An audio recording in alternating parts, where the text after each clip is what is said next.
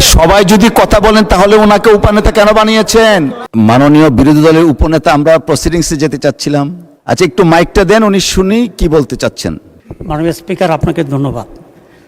প্রথম কথা হচ্ছে, বলা হয়েছিল যে স্বরাষ্ট্রমন্ত্রী 300 বিধিতে একটা বিবৃতি দেবেন এবং সেই হিসাবে আমরা ওনাকে অ্যালাউ করেছিলেন।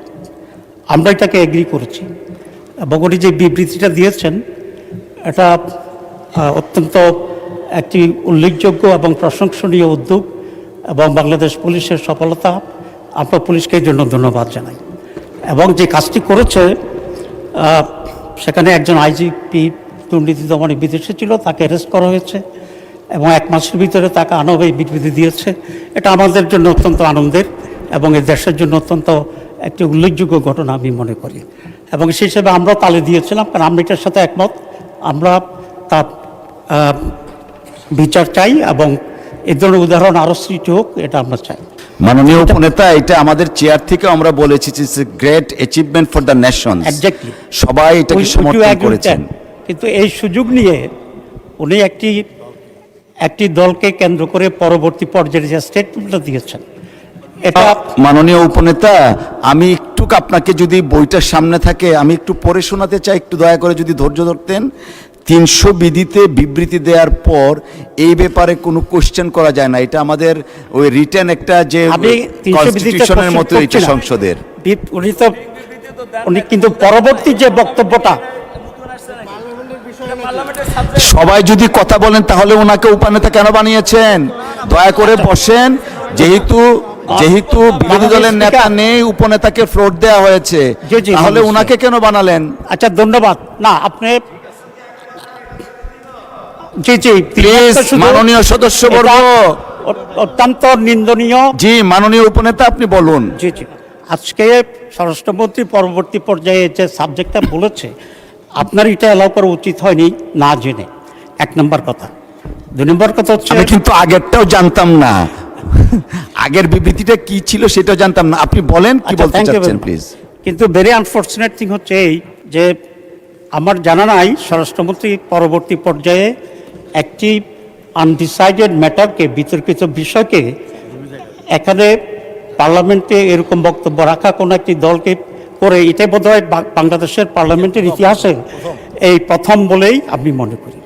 এবং এটা মনে হচ্ছে আমার কাছে যে মাননীয় স্বরাষ্ট্রমন্ত্রী একটি দলকে কন্ডেম করার জন্যে ইন্টেনশনালি এটা এখানে প্রেস করেছে।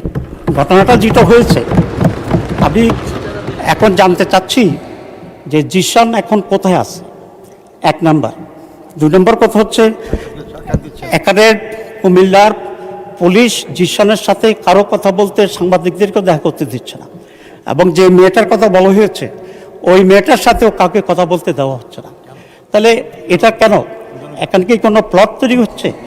এটা আজকে স্বরাষ্ট্রমন্ত্রীর বক্তব্যটা মনে হচ্ছে যে ওনারা একটা প্লট তৈরি করার জন্যই পুলিশ এবং স্বরাষ্ট্রমন্ত্রী একই লাইনে আলোচনা করে এই কাজটি করেছে। 2 নম্বর কথা হচ্ছে, এই ধরনের এই ঘটনাটি যে ন্যাচারাল হয়েছে, এই ধরনের কোনটা সঠিক এখন এটা ডিসাইডেড হয়নি, এটার কোনো স্টেটমেন্ট আসেনি। 2 নম্বর কথা হচ্ছে, এই ধরনের ঘটনা যেগুলো সত্য, প্রতিদিনই নানা ঘটনা ঘটছে, কিন্তু পার্লামেন্টের মধ্যে এটাই আসছে। মাননীয় উপনেতা, আপনাকে অসংখ্য ধন্যবাদ। যদিও 300 বিধির উপরে কিছু বলার থাকে না, তারপরে আপনি বলেছেন, অসংখ্য ধন্যবাদ। কন্ডেম করি এবং এই ধরনের ঘটনা আসতে হবে। Thank you. এবং এটা কোনো প্রমাণিত হয়নি, তার ছবি আমাদের কাছে আছে।